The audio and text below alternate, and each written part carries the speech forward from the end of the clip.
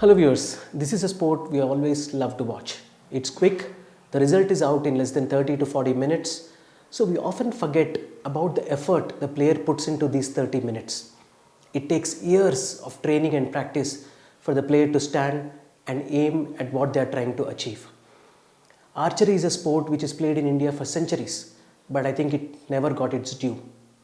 We always cheer for our team during the World Championships and Olympic Games, but after that, we totally forget about it. So today, let's talk to a former national player and now a coach to understand what it took for him to pick up this great sport, what it takes for the kids to pick up archery and reach new heights which can bring laurels to a country. So please subscribe and share our channel, Sport is Life. Thank you. Thank you, Bhanuchandar, for talking to Sport is Life. Thank you, sir, for inviting me. Thank you so మీరు రీసెంట్గా CBSE ICSC nationals గేమ్స్కి వెళ్ళారు మీ archery కిడ్స్ని తీసుకొని from your Dhanurvidya archery academy and also from the school representation. How was the experience నేషనల్స్లో? Actually past 7 to 8 years నుంచి ఈ CBSE గేమ్స్కి, school level national గేమ్స్కి పిల్లల్ని పార్టిసిపేట్ జరుగుతుంది. ఇట్లా పార్టిసిపేట్ చేసినప్పటి నుంచి ఫస్ట్లో మేము ఎలా అయితే వెళ్ళినామో ఇప్పటి వరకు ఆ పార్టిసిపేషన్ అనేది, ఆ కాంపిటీషన్స్ అనేటివి మా పార్టిసిపేషన్స్ ఇంక్రీజ్ అవుతున్నాయి. అండ్ అక్కడ కాంపిటీషన్స్ ఇన్ఫ్రాస్ట్రక్చర్ కానీ, అక్కడ వాళ్ళు చేసే విధానం కానీ, ఆర్గనైజింగ్ కానీ చాలా బాగా అవుతున్నాయి అనమాట. అంటే they are improved too so much అనమాట. ఫస్ట్ 2016లో జరిగినప్పుడు కానీ, 17లో జరిగినప్పుడు సిబిఎస్ఈ కానీ, ఇప్పుడు ఢిల్లీలో జరిగింది. అండ్ చాలా బాగా జరుగుతున్నాయి. ప్రతిసారి డే బై డే ఇంప్రూవ్ ఉంటుంది. ఇయర్లీ సిబిఎస్ఈ బోర్డు కూడా ఇంప్రూవ్ చేస్తుంది. అండ్ గేమ్ కూడా రికగ్నైజ్ పెరుగుతుంది కదా, అందుకనే దీని కూడా రికగ్నైజేషన్ వస్తుంది, వాళ్ళు కూడా పెంచుతున్నారు. ఓకే. సో ఈ గేమ్స్లో CBSE and ICC schools level nationals గేమ్స్లో మన ఇండియన్ ఆర్చరీ అసోసియేషన్ కానీ స్టేట్ అసోసియేషన్స్ ఇన్వాల్వ్మెంట్ ఉంటుందా?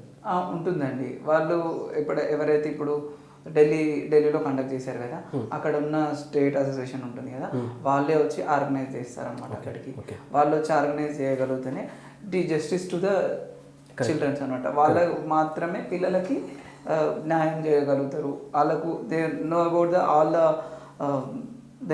All futures and rules and regulations. Correct, that is really good. So ఇప్పుడు మీరు అసలు యూ హ్యావ్ నేను ఇందాక అన్నట్టు ధనుర్విద్య ఆర్చరీ అకాడమీ ఉంది, స్కూల్స్లో మీరు మీ స్కూల్లో రకల్ఫెడ్ ఇంటర్నేషనల్ స్కూల్లో మీరు ఆర్చరీ నేర్పిస్తారు పిల్లలకి. సో మీరు అసలు ఈ స్పోర్ట్లో అసలు ఇండియన్స్కి ఆర్చరీ అంటే చాలా ఇష్టం అని ఎప్పటి నుంచో నడుస్తుంది ఇండియాలో కూడా. సో మీరు అసలు ఈ స్పోర్ట్ ఎప్పుడు స్టార్ట్ చేశారు? Actually I was in 8th క్లాస్లో ఉన్నప్పుడు ఏమైందంటే, నార్మల్గా మా స్కూల్లో ఆల్రెడీ స్టార్ట్ అయింది ఆర్చరీ. స్టార్ట్ అయ్యే విషయం ఏంటంటే, మా సోషల్ సార్ ఇంట్రడ్యూస్ చేసి, సోషల్ సార్ వచ్చేసి ఆ సార్కి చాలా ఇంట్రెస్ట్. ఎక్కడో టీవీలో చూసిండు, సంథింగ్ ఎక్కడో చూసి ఆ సార్ ఏం చేసిందంటే, ఈ స్పోర్ట్ని మా స్కూల్లో ఎందుకు చేయకూడదు, అది ఒక జెడ్పిహెచ్ఎస్ స్కూల్లో ఎందుకు చేయకూడదు అని ఆయన ప్రపోజల్ తీసుకొచ్చారు. అయితే ఆయన గురించి చెప్పాలంటే ఒక సోషల్కి ల్యాబ్ పెట్టిండండి. మీరు విన్నారా? సోషల్కి ల్యాబ్ ఎవరు పెట్టారు, కానీ సైన్స్కి ల్యాబ్స్ ఉంటాయి. ఆయన సోషల్కి ల్యాబ్ పెట్టినప్పుడు దానివల్ల చాలా పిల్లలకు చాలా అడ్వాంటేజ్ అయింది. అండ్ ఒక రూమ్ తీసుకొని ఆ రూమ్లో మొత్తం ఇండియా మ్యాప్స్, వరల్డ్ మ్యాప్స్ వేసి మీరు ఎక్కడ నిలబడ్డారు, మీరు ఎక్కడికి మూవ్ అయ్యారు, అవన్నీ పర్టికులర్గా ఇన్ఫర్మేషన్ ఇచ్చేది అనమాట. దానివల్ల సార్కి జాతీయ స్థాయిలో అవార్డు వచ్చింది. నేషనల్ అవార్డు రాష్ట్రపతి చేతుల మీద వచ్చింది. అండ్ ఈ సార్కి ఏంటంటే, ఏదైనా చేసినాము అని అంటే ఖచ్చితంగా దాన్ని ఇంప్లిమెంట్ చేయాల్సిందే. సార్ పట్టుదల అట్లుంటుండే. అయితే సార్ ఏం చేసిందంటే, ఇది ఎక్స్పెన్సివ్ స్పోర్టు, దీని గురించి ఎంక్వైరీ చేస్తే ఎక్స్పెన్సివ్ స్పోర్ట్ అని తెలిసింది. ఆ తర్వాత సారు దీనికి ఎక్స్పెన్సివ్ ఆయన చేతుల మీద కొన్ని తెచ్చుకొని, అండ్ పక్కన సర్పంచ్ వాళ్ళు ఉంటారు కదా, విలేజ్ సర్పంచ్ వాళ్ళందరూ, వాళ్ళ దగ్గర నుంచి కూడా కొంచెం అమౌంట్ని గ్యాదర్ చేసి, ఆ టైంలో కూడా సర్పంచ్ గారు కూడా సర్వే అడగంగానే కాదనకుండా డబ్బులు ఇచ్చేసిన అనమాట. సార్ ఏం పని అని కూడా అడగకుండా ఆయన ఇచ్చేసి ఇంట్రడ్యూస్ చేయండి అని చెప్పేసి. సార్ అప్పుడప్పుడు అమరావతి వెళ్ళి ఆ సామాన్ అంతా ఇవి ఎక్విప్మెంట్స్ అవన్నీ కొనుక్కొని వచ్చి స్కూల్లో ఇంట్రడ్యూస్ చేయడం జరిగింది. అన్నీ సెటప్ చేసేసిండు. షూట్ చేయడం సార్కి ఎట్లా తెలియదు కదా, సార్ వెళ్ళి ఒక దగ్గర నేర్చుకొని వచ్చి కొన్ని చిన్న బేసిక్ టిప్స్ అన్ని నేర్చుకొని వచ్చి ఒక అబ్బాయిని రెడీ చేసి చేయించిండు. అట్లా చేయించడం తర్వాత స్కూల్ అందరికి ఒక డెమోన్స్ట్రేషన్ చూపించినది. ఓకే ఇట్లుంటుంది ఈ స్పోర్ట్, మీరందరూ ఆడొచ్చు అన్నట్టు. సార్ ఏం చేసిండు, కొంతమంది పిల్లల్ని ఎవరైతే హ్యాండ్ స్ట్రెంగ్త్ ఎవరైతే ఉందో, మంచి హైట్ ఎవరైతే ఉన్నారో, వాళ్ళని ఫిజికల్లీ ఫిట్ ఎవరైతే ఉన్నారో వాళ్ళని తీసుకొని తయారు చేయడం జరిగింది. ఇంకా సార్ కూడా తయారు చేస్తున్నాడు. చాలా 2009-10 ఆ టైం. అయితే అట్లా చేస్తూ ఉంటాయి అనమాట సార్. కొంచెం మూవ్ అవుతూ ఉన్నాడు. అలా సార్ నెక్స్ట్ గేమ్స్ వచ్చినాయి. ఆ గేమ్స్లో ఒక 2 అమ్మాయిలు ఒక అబ్బాయి నేషనల్ సెలెక్ట్ అయిపోయినారు. నేషనల్ సెలెక్ట్ అయిపోయి ఇట్స్ అ వెరీ హ్యాపీయెస్ట్ విషయం అనమాట. అది ఇంకా ఒక జెడ్పిహెచ్ఎస్ స్కూల్ నుంచి నేషనల్కి వెళ్తున్నారు అని అంటే వెరీ ఛాలెంజింగ్ అనమాట. ఆ ఇయర్లో వాళ్ళు నేషనల్స్ ఆడిర్రు. ఆ తర్వాత మన అప్పుడున్న కలెక్టర్ పిలిచిపిచ్చి ఈ స్పోర్ట్ని చూస్ చేసుకొని మీరు నేషనల్ ఆడిరంటే వెరీ గ్రేట్ అని చెప్పేసి వాళ్ళకి అప్రిషియేషన్ ఇచ్చి కొంచెం అమౌంట్ ఇచ్చింది అన్నమాట. ఆ పిల్లలకి ఎవరైతే సెలెక్ట్ అయినారో వాళ్ళకి కొంచెం అమౌంట్ ఇస్తే, ఆ అమౌంట్ పిల్లలు ఏం చేసిరు అంటే, సార్ మాకు ఈ అమౌంట్ మాకేమొద్దు, ఇవి ఎక్విప్మెంట్ ఉందాం సార్, దీంతో ఇంకా మంచిగా ఆడదామని వాళ్ళు మా ముందు బ్యాచ్ వాళ్ళు అన్నారంట. వాళ్ళు అనడం వల్ల మా నెక్స్ట్ బ్యాచ్ అనమాట మాది. ఎట్లా పుష్ చేసినామంటే, మా ఫ్రెండ్స్ ఆడుతూ ఉంటే వాళ్ళు గ్రౌండ్లో ప్రాక్టీస్ చేస్తారని ఒకసారి నేను వెళ్ళిన అనమాట. నార్మల్గా చూద్దాం సంథింగ్ దసరా హాలిడేస్, వాళ్ళు రెగ్యులర్గా మార్నింగ్ టు ఈవినింగ్ ప్రాక్టీస్ చేస్తున్నారు. నేను వెళ్ళి అడిగాను అనమాట, ఎలా చేస్తారు ఏంటి అన్నారు. మేము ప్రాక్టీస్ చేస్తున్నాం ఇట్లా, కెన్ ఐ ట్రై వన్స్ అని అడిగిన. మా ఫ్రెండే కాబట్టి అడిగిన, మా స్కూల్ వాళ్ళే. కెన్ ఐ ట్రై వన్స్ అని అంటే వాళ్ళు అన్నారు, యా షూర్ ఒకసారి ట్రై చేసి చూద్దు అన్నాడు. నేను బోని హోల్డ్ చేసి డ్రా చేయడం జరిగింది. ఆ స్ట్రెంగ్త్ కావాలి కదా ఎవరికైనా డ్రా చేసేటప్పుడు. నేను బాగా స్ట్రెంగ్త్ ఉండే బాగా లాగేసాను ఉంటుంది. అప్పుడు ఆ స్ట్రెంగ్త్ నన్ను వాళ్ళు చూసి ఏమన్నారంటే, అరే నువ్వు చాలా బాగా చేస్తున్నావు కదా, నువ్వు ఒకసారి ట్రై చేయొచ్చు కదా, ఒకసారి నువ్వు సార్ని అడుగు, ఇట్లా పర్మిషన్ తీసుకో కదా, ఒకసారి ట్రై చేయి, సార్ని కూడా ఒక చేసి చూపించాలి నువ్వు అని చెప్పినారు. అలా ఒక సడన్ ఏమైపోయిందంటే, ఆ సోషల్ సారు ట్రాన్స్ఫర్ అవ్వడం జరిగింది. స్కూల్ నుంచి ట్రాన్స్ఫర్ అయిపోయిండు. సార్కి ఇంకా వేరే ఆప్షన్ లేదు, సార్ వెళ్ళిపోయిండు. ఆ తర్వాత వచ్చి నెక్స్ట్ పీఈటీ సార్ ఉండే, ఆ సార్ చూసుకున్నాడు. ఆ సార్ వచ్చి మీరు చేయండి, మేము ప్రాక్టీస్ చేస్తాం. అది కూడా ఇంపార్టెంట్, వచ్చేవాళ్ళు కూడా ఎంకరేజ్మెంట్ చేస్తే ఆయన కూడా ఎంకరేజ్ చేసిండు, మీరు ఉండండి, మేము నిలబడతాం మీతోని అని సార్ కూడా సపోర్ట్ చేసి. ఆ సార్ కూడా ఒకవేళ ఎక్విప్మెంట్ లేకపోతే అడగడం, ఎవరినైనా స్పాన్సర్ని అడగడం కానీ నువ్వు తీసుకొచ్చి. నేను అట్లా లాగిన తర్వాత ఏమైందనంటే, వాళ్ళు నువ్వు బాగా చేస్తున్నావు బాను, నువ్వు రావచ్చు కదా రేపటి నుంచి, ఒకసారి సార్ని అడుగు హాలిడేస్ అయిపోయిన తర్వాత అంటే, ఇట్స్ ఓకే నేను ఒకసారి సార్ని అడుగుతా అంటే, సార్ నువ్వు సార్ నాకు ఇట్లా ఇంట్రెస్ట్ ఉంది నాకు కూడా, అదే are also telling like that. వాళ్ళు అన్నారు it's okay sir, Bhanu is also doing good, తీసుకుందాం మన టీంకి అనేసి స్కూల్ కాంపిటీషన్స్లో తర్వాత డిస్ట్రిక్ట్ మేట్స్ అని, స్టేట్ మేట్స్ అని, నేషనల్స్ అని అట్లా ఆడుకుంటూ వెళ్ళడం జరిగింది. అయితే అక్కడ ఆడేటప్పుడు ఏంటంటే, మనం ఆడేటప్పుడు 1 సంవత్సరం ఆడిన తర్వాత మా దగ్గర ఎక్విప్మెంట్ ఏం లేదండి ఇంకా. అంటే స్పాన్సర్స్ ఇచ్చిన ఎక్విప్మెంట్స్ అయిపోయినాయి, బోస్ యారోస్ అన్ని బ్రేక్ అయిపోయినాయి. వుడెన్ బోస్ మేము వాడినప్పుడు అయితే అవన్నీ బ్రేక్ అయిపోయినాయి. ఇంకా మాకు వేరే ఛాన్స్ లేదు, కలెక్టర్ దగ్గర నుంచి వచ్చే అమౌంట్ ఉంటుంది కదా, దానికోసం వెయిటింగ్. ఇంకా మేమేం చేయలేము, అయిపోయింది. ఇంకా మా సైడ్ నుంచి ఒక 6 months గ్యాప్ తీసుకున్నాం. ఆ తర్వాత గ్యాప్ వచ్చేసింది. గేమ్ మీద సార్ని అడుగుతున్నాం, సార్ ఏమైంది సార్, మన ఎక్విప్మెంట్ ఎప్పుడు వస్తుంది సార్ అని ఇంట్రెస్ట్తో అడుగుతున్నాం. కలెక్టర్ ఇష్యూ చేస్తారా, ఇష్యూ చేసినప్పుడు వస్తుంది అని సార్ చెప్పడం జరుగుతుంది. బట్ వస్తుంది అనే ఒక కాన్ఫిడెంట్, ఒకవేళ రాకపోతే ఏంటి అని భయం. బికాస్ మీరు ఆల్రెడీ స్టార్ట్ చేశారు, ఆడారు competition, so you want to continue. భయం అనమాట. ఎట్లా ఇప్పుడు ఎవరైతే మా సీనియర్స్ ఉన్నారో వాళ్ళని కూడా వస్తుందా రాదా, ఎట్లా జరుగుతుంది, మరి మనం ప్రాక్టీస్ కంటిన్యూ చేస్తామా లేదా అని ఒక డౌట్ అనమాట అది. ఆ తర్వాత మేము all of sudden sir call చేసి మనకి ఎక్విప్మెంట్ వచ్చేసిందిరా రండి అని చెప్పేసి మేము వెళ్ళి కలెక్ట్ చేసుకోవడం జరిగింది. కలెక్ట్ చేసుకొని స్కూల్కి తీసుకొని వచ్చి స్టార్ట్ చేసినాం. అండ్ ఆ ఎక్విప్మెంట్ ఇవ్వడం వల్ల ఒక దాదాపు 6 నుంచి 7 మంది నేషనల్ ప్లేయర్స్ అయినారు అదే ఇయర్. ఇంకా అక్కడి నుంచి స్టార్ట్ అయిపోయింది మా జర్నీ. ఇక ఆ తర్వాత నేషనల్స్ ఆడడము, నేషనల్స్కి వెళ్ళడము, ఇవన్నీ షోస్ మనం అదే కంటిన్యూటీ ఉంటే కనుక we know that we have the talent to మంచి మంచి ప్లేయర్స్ని తేవచ్చు, నేషనల్స్ నుంచి ఇంటర్నేషనల్ కాంపిటీషన్స్కి ఆడొచ్చు. అదే సో మీరు ఈ స్పోర్ట్ తీసుకున్నప్పుడు ఇంట్లో రియాక్షన్ ఎలా ఉండాలి మీరు చెప్పినప్పుడు? బికాస్ మీరు అన్నట్టు అప్పట్లో క్రికెట్, మన దగ్గర cricket is always popular and అందరు చిన్నప్పుడు ఎప్పుడప్పుడు ఆడి ఉంటాం. బట్ ఆర్చరీలోకి వెళ్ళడం అనేది కొంచెం అప్పట్లో కూడా కొంచెం యూనికే.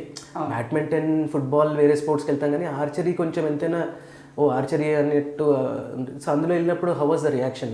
అయితే మాదొక మిడిల్ క్లాస్ ఫ్యామిలీ యాక్చువల్లీ.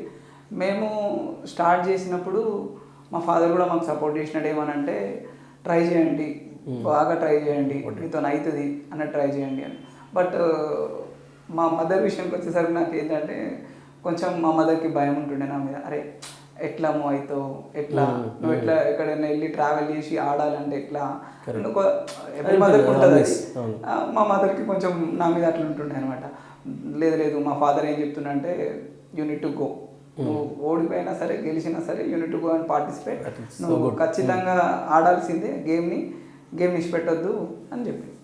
అదే ఆ గేమ్కి సపోర్ట్ చేయడం మా ఫాదర్ ఒక బ్యాక్ ఎండ్ అనమాట. ఆ టైంలో పుష్ చేయడం వరకు వాళ్ళైతే ఓకే ఇచ్చారు. తర్వాత మా ఎడ్యుకేషన్ కంటిన్యూ అవుతుంది. ఆల్ ఆఫ్ అ సడన్ మేము 10th క్లాస్ వరకు వచ్చేసినాం. ఇంకా 10th క్లాస్కి వచ్చిన తర్వాత కూడా పేరెంట్స్ రియాక్షన్ ఎలా ఉంటుందండి, నువ్వు చదువుకోవాలి ఏం కాదు అని అంటే. టిల్ నేను మార్చ్ ఏప్రిల్లో ఎగ్జామ్స్ అయితే టిల్ ఫిబ్రవరి వరకు మేము కాంపిటీషన్స్ ఆడుకుంటూ వచ్చినాం. బట్ నాకు ఆ టైం వరకు కూడా నేను 10th క్లాస్ అన్న విషయం మర్చిపోయా. కాంపిటీషన్స్ ఫ్లోలో ఉన్నాం, అదే ఫామ్లో ఉన్నాం, ఆడుతున్నాం వెళ్ళిపోతూనే ఉన్నాం. ఇంకా స్టేట్ లెవెల్స్, నేషనల్ లెవెల్స్ ఆడుతూనే ఉన్నాం, వెళ్ళిపోతున్నాం. తర్వాత మా స్కూల్ స్టాఫ్ సార్ అసలు మెయిన్ సపోర్ట్ అంటే, స్కూల్ స్టాఫ్ అంటే ఎట్లా అంటే, మీరు ఒక మ్యాథ్స్ టీచర్ గురించి వింటే ఆశ్చర్యపోతారు. మ్యాథ్స్ టీచర్ వచ్చి మీరు కాంపిటీషన్స్ లేవా, ఎలా ఆడుతున్నారు, పర్ఫార్మెన్స్ ఎలా ఉంది, ఈ మొన్న లాస్ట్ గేమ్స్లో ఎట్లా జరిగింది, ఇట్లా సెలెక్ట్ అయినాం సార్, ఎట్లా అంటే వెరీ గుడ్, బ్రాంజ్ మెడల్ వచ్చింది సార్ అంటే, బ్రాంజ్ మెడల్ ఎట్లా వస్తుంది, గోల్డ్ ట్రై చేయాలి కదరా మనం, మీరు అవుతుంది కమాన్ అని ఒక పుష్ ఇచ్చేటోడు. అదే ఆల్ ఆఫ్ సడన్ మేము ఒకవేళ నేషనల్స్కి వెళ్ళాలనుకుంటాం అనుకోండి, మ్యాథ్స్ సార్ పర్సనల్గా పిలిచి డబ్బులు ఉన్నాయా కావాలా అని అడిగేటోడు అనమాట. కరెక్ట్, ఏమైనా డబ్బులు చాలా ఇంపార్టెంట్ అప్పుడు ఆ టైంలో. కరెక్ట్. ఆ తర్వాత ఉన్న సార్ కూడా ట్రాన్స్ఫర్ అవ్వడం జరిగింది. ఎవరు మా పీటీ సార్ కూడా ట్రాన్స్ఫర్ అయిపోయాడు. ఇక మాకు మళ్ళీ కొత్త సార్ వస్తారు ఎలా అని అర్థం కావట్లేదు.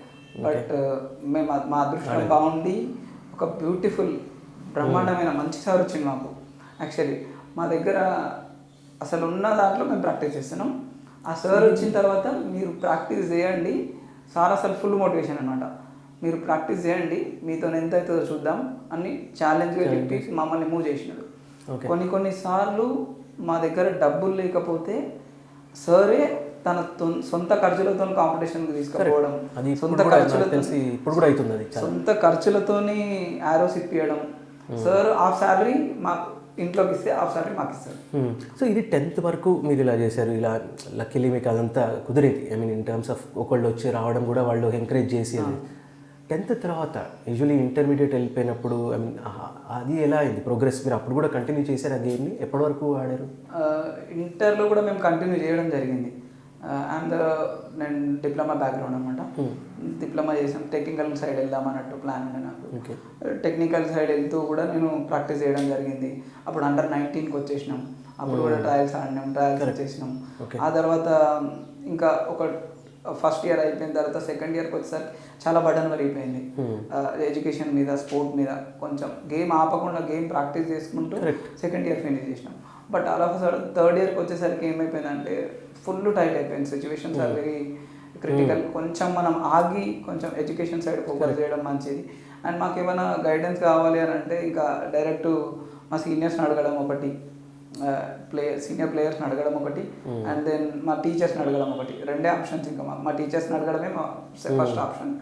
నేను వెళ్ళి మా టీచర్స్ని అడిగేటోని, సార్ ఇట్లా ప్రాబ్లం అవుతుంది సార్, నాకు ఇలా ఉంది సార్, ఎలా చేద్దాం సార్ అంటే, కొంచెం ఆగుబాను, ఇలా ప్లాన్ చేసుకో, ఇట్లా ప్లాన్ చేసుకొని నువ్వు ఇట్లా మూవ్ అయిపోయినావు అని అంటే నీకు ఎడ్యుకేషన్ సైడ్ ఇంకా పాత్వే దొరుకుతుంది అని చెప్తాను.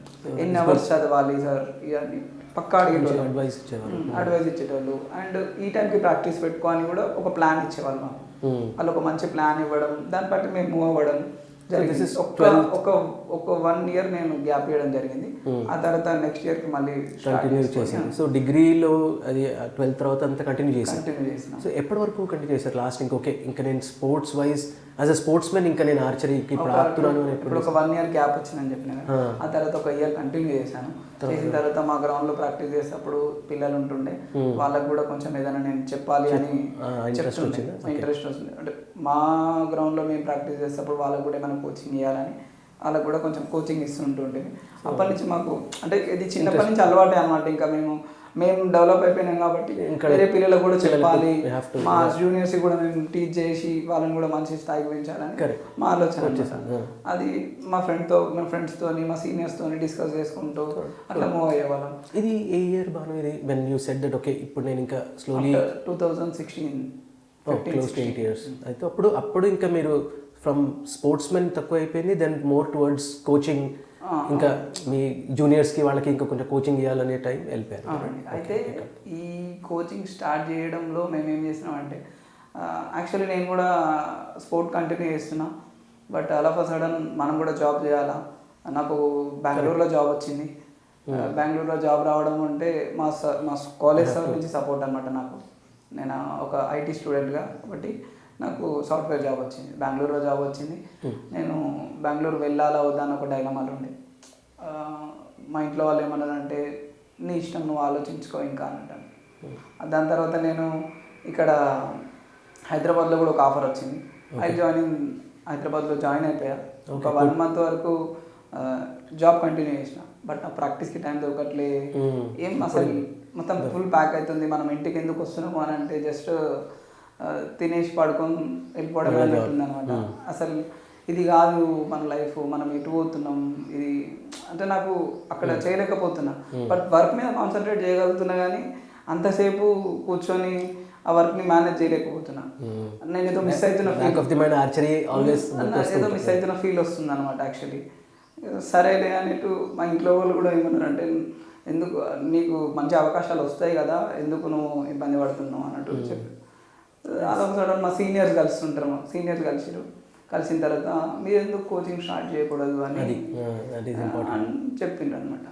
అయితే మాకు తెలిసిన వాళ్ళు ఉన్నారు, నేను కోచింగ్ స్టార్ట్ చేస్తా అని మా సీనియర్ ఒక సార్ వచ్చి, ఆయన ఆల్రెడీ కోచ్, ఆయన వచ్చి ఇక్కడ స్టార్ట్ చేద్దాం పలానా దగ్గర ఈసీఐలో మనకు తెలిసిన వాళ్ళు ఉన్నారు, స్టార్ట్ చేద్దామని అక్కడ స్టార్ట్ చేశారు. సో మీరు స్టార్ట్ చేసినప్పుడు మీరు కోచింగ్ అనేది కొంచెం మళ్ళీ ప్లేయర్కి కోచ్కి చాలా డిఫరెన్స్ వచ్చేస్తుంది. ఎంత మనం ఒక స్పోర్ట్ ఆడినా కూడా కోచింగ్కి వచ్చేసరికి we have to be neutral, because players పిల్లలు కానీ ఎవరైనా డిఫరెంట్ ఉంటారు. మనకి ఏ ఆస్పెక్ట్స్ చెప్పాలి అనేది కోచింగ్లో మళ్ళీ చాలా ఇంపార్టెంట్ అవుతుంది. సో దానికి ఏంటి, మన కోచింగ్లో కూడా ఇప్పుడు సర్టిఫికేషన్స్ ఉంటాయి. సో మీరు ఆ చేంజ్ అయినప్పుడు ఓకే ఇప్పుడు నేను ప్లేయర్ నుంచి కోచ్ అవుతాను, మీకు ఆ ఎంకరేజ్మెంట్ వచ్చింది సీనియర్స్ చెప్పినప్పుడు, ఏదైనా సర్టిఫికేషన్స్ ఫ్రమ్ ఆర్చరీ అసోసియేషన్ ఉంటుంది, లోకల్ అసోసియేషన్ ఉంటుంది, సో ఏదైనా చేశారా from coach point of view? అయితే నేను కోచింగ్ స్టార్ట్ చేసిన తర్వాత జనరల్గా కోచింగ్ ఇచ్చుకుంటూ వెళ్ళిపోయాను. యాజ్ ఎ ప్లేయర్ టెక్నిక్స్ నాకు ఏమేమి ఉన్నాయో అవన్నీ ప్రొడ్యూస్ చేసుకుంటూ పిల్లల మీద చూపించుకుంటూ ఇలా చేయాలి ఇలా అని సో టెక్నికల్గా మూవ్ అయిపోతున్నాం. మాకు టెక్నికల్గా బాగా తెలుసు, అండ్ పిల్లలకి ఇంకా మెంటలీ ట్రైనింగ్ కూడా ఇవ్వాలి, అండ్ ఇంకా మోర్ ఓవర్ టెక్నిక్స్ తెలుసుకోవాలి మనము, అండ్ ఇంకా మనని మనం అప్డేట్ చేసుకోవాలని కోచింగ్ క్యాంప్స్ ఉంటాయంట మాకు కూడా. ఎట్లా అంటే ఎన్ఐఎస్ అని ఉంటుంది, 45 days ఎన్ఐఎస్ అని ఉంటుంది. ఆ 45 days ఎన్ఐఎస్ అంటే నేషనల్ ఇన్స్టిట్యూట్ ఆఫ్ స్పోర్ట్స్, కలకట్టాలో జరుగుతుంది అనమాట. అది ఆ కోర్స్ని నేను కంప్లీట్ చేయడం జరిగింది. ఆ కోర్స్లో కూడా మంచి పర్ఫార్మెన్స్ ఇచ్చి దాంట్లో కూడా గ్రేడింగ్స్ ఉంటాయి, ఆ గ్రేడింగ్స్ వచ్చినాయి. అది అయిపోయింది. అది అప్పుడు కరోనా నడుస్తున్న వల్ల కలకట్టాలో పెట్టకుండా ఒడిస్సాలో పెట్టిరు. ఒడిస్సాలో మాకు ప్రాక్టికల్ సెషన్స్ అన్నాయని, అండ్ థియరీ సెషన్స్ వచ్చేసి ఆన్లైన్లో చెప్పినారు, కోవిడ్ సిచ్యువేషన్ కాబట్టి. ఆ తర్వాత సర్టిఫికేషన్ మూవ్ అయిపోయింది. దెన్ ఆ తర్వాత మా ఆర్చరీ అసోసియేషన్ ఆఫ్ ఇండియా ఏం చేస్తున్నారంటే కొంతమంది కోచెస్ అందరికీ ఎడ్యుకేషన్ కావాలి, కరెక్ట్, ఈ యొక్క అప్డేట్ కావాలి, ఇంకా మన దగ్గర ఇండియాలో ఇంకా ఈ అప్డేషన్ ఉండాలి అని ఈ కోచింగ్ సెషన్ అనేది ఆన్లైన్లో కరోనా టైంలో స్టార్ట్ చేసేసినారు. నాకు ఒక ఇంట్రెస్ట్ వచ్చింది ఏంటంటే ఆర్చరీ అసోసియేషన్ ఆఫ్ ఇండియా ఇంత పుష్ చేస్తుంది, మనం ఎందుకు నేర్చుకోవద్దని ఇంట్లోనే ఉండి ల్యాప్టాప్ ముందు నేర్చుకోవడం జరిగింది కొన్ని టెక్నిక్స్.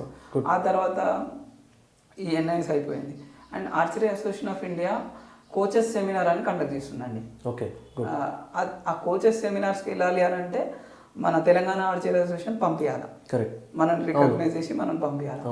వీళ్ళు కొంతమంది కోచెస్ని మా సైడ్ నుంచి ఇంతమంది కోచెస్ ఉన్నారు అని పంపించాలన్నమాట. ఇప్పుడు మేము కూడా అసోసియేషన్కి సార్ మేము కూడా పార్టిసిపేట్ చేస్తాం సార్ అని చెప్పడం జరిగింది. వాళ్ళు ఎంకరేజ్మెంట్, వీళ్ళు కోచ్గా అప్డేట్ అవ్వాలని వాళ్ళు కూడా ఎంకరేజ్ చేసి ఆ కోచింగ్కి పంపించడం. అక్కడ ఒక 3-4 డేస్ జరుగుతుంది అనమాట అది seminar. And with examination with certification కూడా ఉంటుంది. ఎగ్జామినేషన్ జరిగిన తర్వాత సర్టిఫికేషన్ లెవెల్ 1 కంప్లీట్ చేసుకున్నాము. And archery association of India referee seminars కూడా కండక్ట్ చేస్తుంటుంది. మన తెలంగాణ అసోసియేషన్ ఖచ్చితంగా ఎవ్రీ ఇయర్ కొంతమందిని పంపిస్తూనే ఉంటారు అనమాట. ఎవరైతే ఇంట్రెస్ట్ ఉన్నారు దీనికి ఖచ్చితంగా వాళ్ళు సెలెక్ట్ చేసుకుంటారు అనమాట. ఈ పర్సన్ దగ్గర క్యాపబుల్ ఉంది కాబట్టి ఈయన మన తెలంగాణ నుంచి వెళ్ళి రిప్రజెంట్ చేయడం ఓకే అన్నట్టు వాళ్ళు తీసుకొని పంపిస్తుంటారు. ద ఫెడరేషన్ అయితే archery association of India, archery association of Telangana, but good support of. That is so good to hear actually.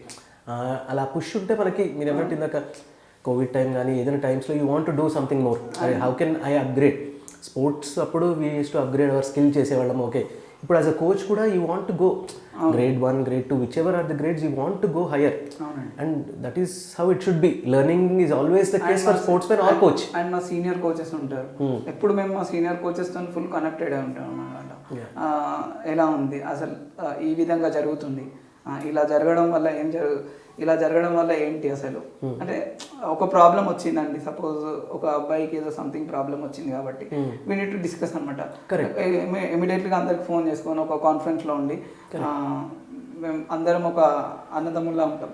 అన్న ఇలా జరిగింది, ఈ ఆర్చర్కి ఇలా అవుతుంది, బట్ నేను చేసింది ఇట్లా అంటే ఇది ఓకే, బట్ ఈ కొంచెం ఇక్కడ క్లారిటీగా చూసుకొని చెయ్యి సరిపోతుంది అని చెప్తుండే. అట్లాంటి సజెషన్స్ అన్ని వింటూ ఉంటాం. అండ్ ఇప్పటికీ కూడా నేర్చుకోవడంలో తప్పలేదని ప్రతి ఒక్కటి నేర్చుకుంటాం. మాకన్నా జూనియర్ పిల్లలు ఉంటారు కదా, ఎవరైనా మంచి పర్ఫార్మెన్స్ ఇచ్చిన వాళ్ళు ఉంటారు కదా, వాళ్ళతో కూడా డిస్కస్ చేసి ఆ ప్రాబ్లమ్ని సాల్వ్ చేసుకుంటాం. అండ్ మమ్మల్ని మేము అప్గ్రేడ్ చేసుకోవాలనేది మా ఆలోచన. Correct. So I think that is the way to go for coach especially. ఆ లెర్నింగ్ అనేది ఉంటేనే మనం వీ ఆల్సో, అండ్ పిల్లలు కూడా అదే కోచ్ కూడా అప్గ్రేడ్ అయ్యారు, మనకు కొన్ని కొత్త టెక్నిక్స్, ఇన్నోవేషన్ ఐడియాస్ వస్తాయి, ఎలా నేర్చుకోవచ్చు అని తెలుస్తుంది మనకు కూడా. సో మీరు ఇప్పుడు కోచ్ అయిన తర్వాత నేర్చుకున్నారు, ఈ కోర్స్ చేశారు అసోసియేషన్ నుంచి, ఎన్ఐఎస్ నుంచి నేర్చుకున్న తర్వాత నేర్చుకున్న ముందుకి, I mean now that your properly learned, నేర్చుకున్నారు, ఈ కోచెస్ ఆ టెక్నిక్స్ చెప్తారు అందులో డీటెయిల్, దానికి డిఫరెన్స్ ఏంది? మీరు వచ్చేసారు, ఇప్పుడు నేర్చుకుని వచ్చిన తర్వాత how did you implement that? మీరు అది చేయడానికి ఎలా అనిపించింది? యాక్చువల్లీ నేర్చుకోవడం ఒక ఎత్తు అయితే దాని ఇంప్లిమెంటేషన్ ఇంకో ఎత్తు అనమాట. అయితే అది ఇంప్లిమెంటేషన్ చేయడం మనం ప్రాక్టికల్గా చేస్తే కానీ దొరకదు అనమాట. సపోజ్ నా దగ్గర ఒక బో ఉంటుంది, ఆ బో తీసుకొని నేను కూడా ఆ ఉన్న టెక్నిక్స్ అని ఒకసారి రివైజ్ చేసి ప్రాక్టీస్ చేయడం జరిగింది. చేసిన తర్వాత ఆ తర్వాత పిల్లల దగ్గరకు వచ్చి you should do like this, మన ఈ విధంగా చేస్తే ఈ టెక్నిక్ దొరుకుతుంది, ఈ ఫామ్ చేస్తుంటే ఈ ఫీల్ దొరుకుతుంది, ఈ బ్యాక్ టెన్షన్ ఫీల్ దొరుకుతుంది, దాంట్లో రిలీజ్ ఎలా చేయాలనో అండ్ ఎయిమింగ్ ఎలా ఆపాలనో ఇవన్నిటి మీద ఒక గ్రిప్ దొరుకుతుంది అనమాట. ఫస్ట్ మేము దాన్ని చేసిన తర్వాత పిల్లల దగ్గర తీసుకురావడం అనమాట. ఒకవేళ మనం చేసేటప్పుడు ఏదైనా ఎర్రర్ అనిపించింది, ఫీలింగ్ బ్యాడ్ అనిపించింది అని అంటే దెన్ అగైన్ మాకు ఎవరైతే క్లాసెస్ చెప్పిరో వాళ్ళకి డైరెక్ట్గా ఫోన్ చేసి కూడా అడగచ్చు అనమాట. ఆ యాక్సెస్ కూడా ఇచ్చిరు వాళ్ళు. ఒకవేళ మీకు ఏమైనా డౌట్ ఉంటే 24 hours ఎప్పుడైనా కాల్ చేసి అడగండి, వాళ్ళకి మెయిల్ కూడా చేయమని అడిగినాను అనమాట. మేము ఎప్పుడైనా కాల్ చేయగానే వాళ్ళు రెస్పాండ్ అవుతారు, రెస్పాండ్ అయ్యగానే చెప్తుంటారు. యాజ్ సూన్ యాజ్ తెలంగాణలో ఉన్న కోచెస్ అయినా కానీ ఇండియాలో ఉన్న కోచెస్ ఎవరైనా సరే ఖచ్చితంగా మేము కాల్ చేసి అడిగినాము అని అంటే డెఫినెట్లీ ప్యూర్ ఆన్సర్ ఇస్తున్నారు. ఎందుకంటే ఆ ప్యూర్ ఆన్సర్ ఎక్స్పెక్ట్ అందరికీ మంచి జరగాలనేది వాళ్ళు కూడా ఆలోచన, మా ఆలోచన మా ఆర్చర్స్కి మంచి జరగాలి అని. వాళ్ళు నేర్పించడంలో తప్పు లేదు, మాకు కూడా మేము నేర్చుకోవడంలో తప్పు లేదని మా ఆలోచన. Correct, that is really good. So మనం మీరు కోచ్ ఎలా అయ్యారు, సర్టిఫికేషన్స్ ఎలా చేశారు అదంతా చెప్పారు హౌ ఇట్ ఈస్.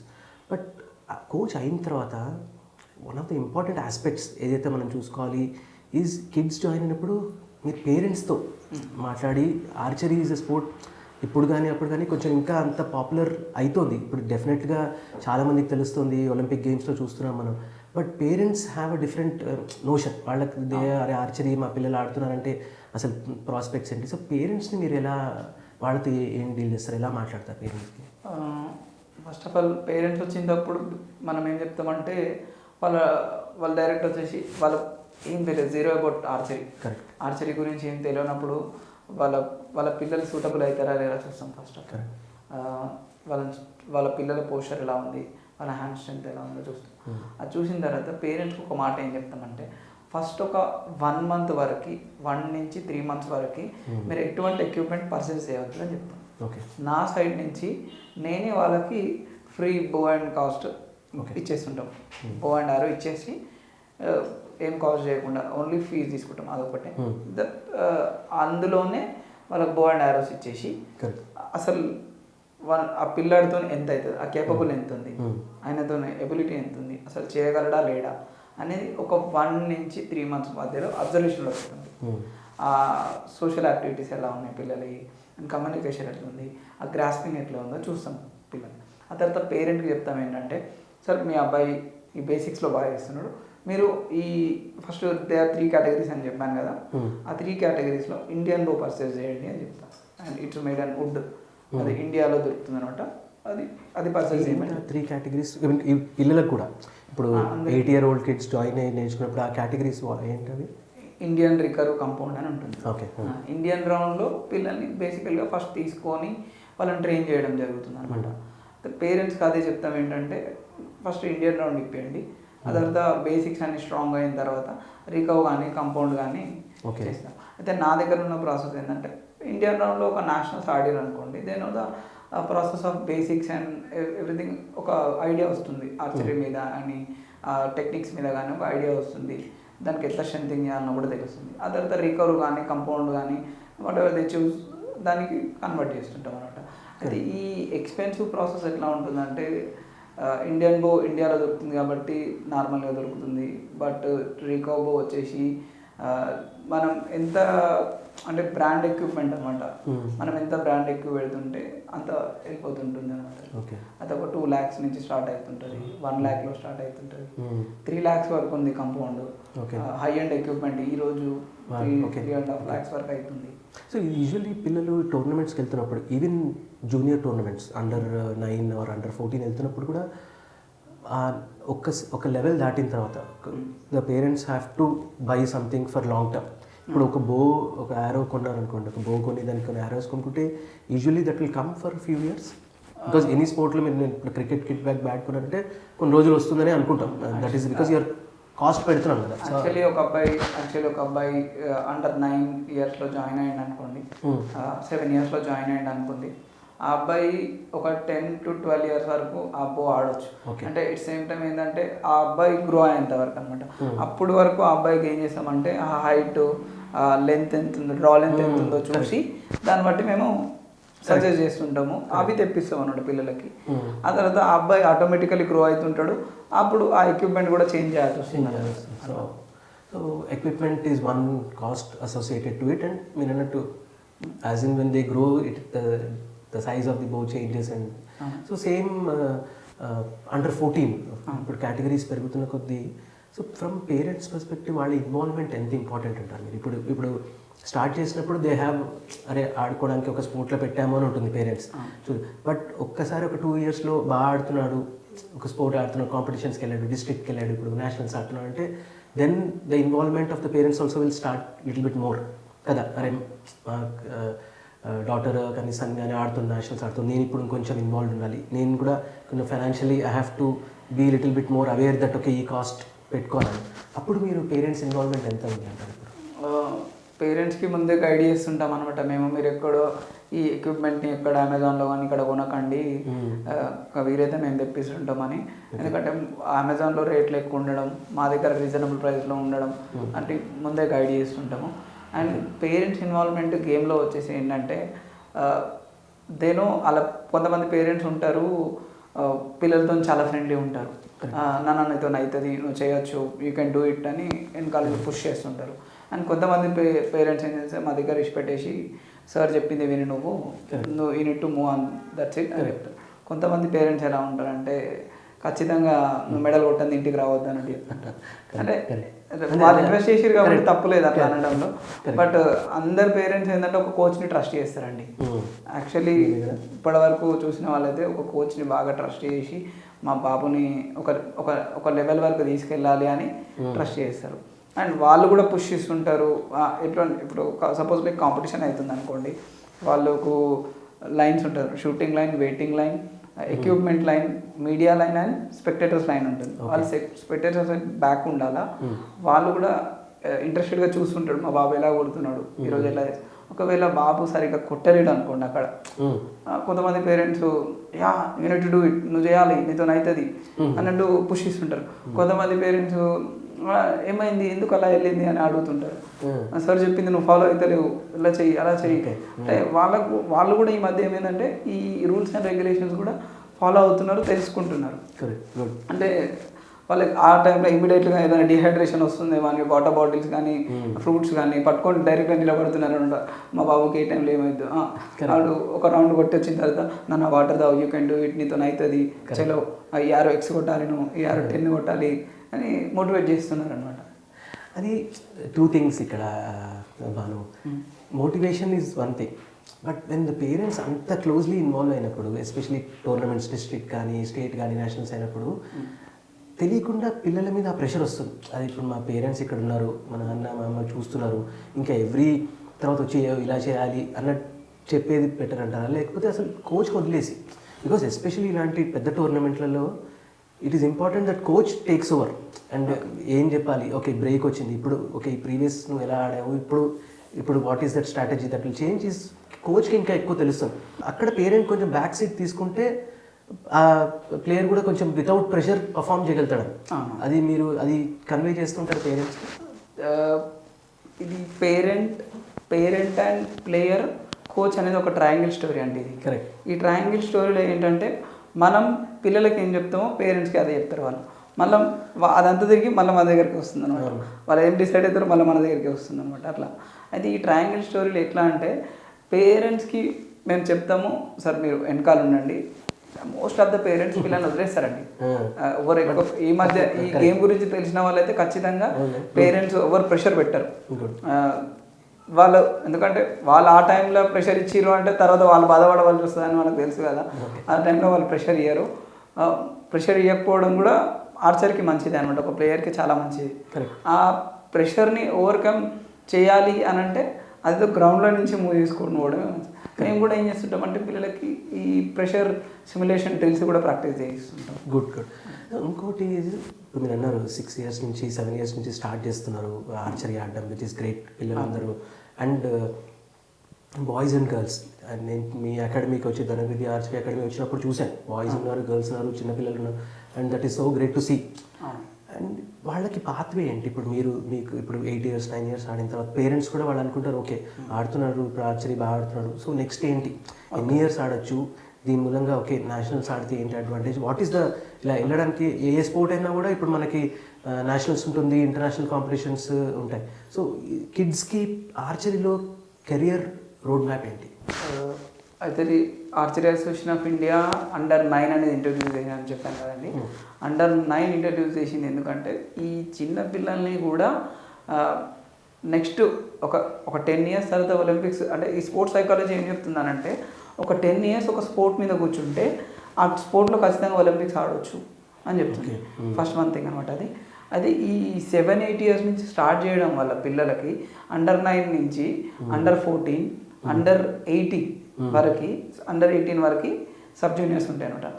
వాళ్ళకు Under-18 వరకు సబ్ జూనియర్స్ వరకు ఆడేంత వరకు, మినీ సబ్ జూనియర్ ఇవన్నీ ఉంటాయి, ఈ ఆడేంత వరకు వాళ్ళకు ఆటోమేటిక్ ఆ బో మీద కానీ వాళ్ళ చేసే ఫామ్ మీద కానీ మంచి ఒక రిథమ్ దొరికిపోతుంది.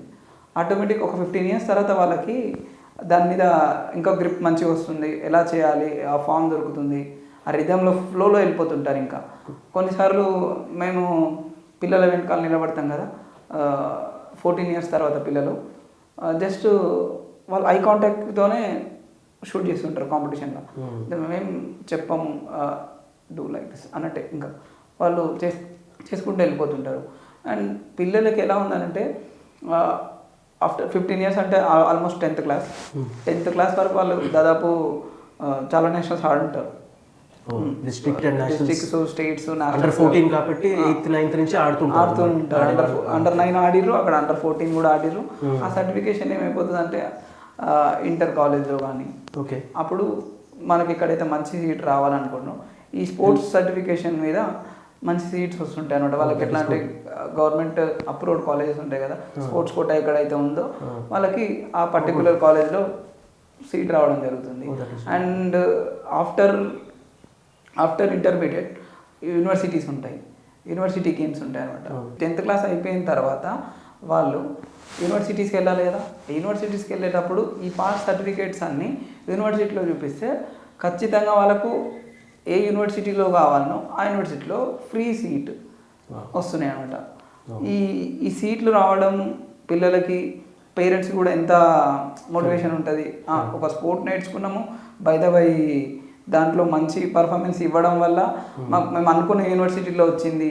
సపోజ్ లైక్ ఆ అబ్బాయి టెక్నికల్ సైడ్ వెళ్దాం అనుకుంటున్నాను, టెక్ మహీంద్రా మీకు తెలుసు, టెక్ మహీంద్రా యూనివర్సిటీలో కానీ ఢిల్లీ యూనివర్సిటీలో కానీ చాలా బాంబే యూనివర్సిటీ కానీ ఇవన్నిటి మీద ఈ స్పోర్ట్స్ కోటా అప్లై అయిందనమాట. ఈ స్పోర్ట్స్ కోటా వల్ల పిల్లలకి హైయర్ ఎడ్యుకేషన్ మంచిగా అవుతుంది. అక్కడ కూడా ఇప్పుడు ఎక్కడైతే యూనివర్సిటీలో తీసుకున్నారో ఆ యూనివర్సిటీస్ వాళ్ళు కూడా ఎంకరేజ్ చేయడం జరుగుతుంటుంది. They will give the equipment and personal coaching.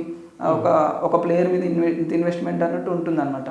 ఏది ఈ స్పోర్ట్స్ ఫండ్ కింద ఖచ్చితంగా వాళ్ళు మోటివేట్ చేస్తారు. వాళ్ళ దగ్గర నుంచి సెలక్షన్ డ్రైవ్ కండక్ట్ చేసి వాళ్ళు యూనివర్సిటీస్ని ఆడిపిస్తారు. యూనివర్సిటీస్లో మంచి పర్ఫార్మెన్స్ వస్తే ఆ తర్వాత వరల్డ్ యూనివర్సిటీస్ ఉంటుంది. ఆ వరల్డ్ యూనివర్సిటీస్ ఆడినంటే పిల్లలు ఒక ఇంటర్నేషనల్ ఆడినట్టే కదండి. సో భాను, మీరు ధనుర్విద్య ఆర్చరీ అకాడమీ ఎప్పుడు స్టార్ట్ చేశారు? ఓకే, మీరు ప్లేయర్ ఆపిన తర్వాత కోచింగ్ కొంచెం నేర్చుకున్న తర్వాత మీకు ఎప్పుడు అనిపించింది దట్ మీ సైడ్ నుంచి మీరు ఒక అకాడమీ స్టార్ట్ చేయాలి? యాజ్ ఏ కోచ్ నేను first of all coaching start చేశాను. కోచింగ్ స్టార్ట్ చేయడానికన్నా ముందు మా సీనియర్ కోచ్ ఎవరైతే ఉన్నారో ఒక పేరెంట్ని ఇంట్రడ్యూస్ చేసిరు మాకు మన ఈసీఐల్ ఏరియాలో. ఇంట్రడ్యూస్ చేసి వీళ్ళకి నేర్పియాలి, వీళ్ళకి ఇంట్రెస్ట్ ఉంది, Bhanu you are the capable for this, చూసుకో అని చెప్తే సరే నేను చూసుకుంటా అని వాళ్ళకి మాట ఇవ్వడం జరిగింది.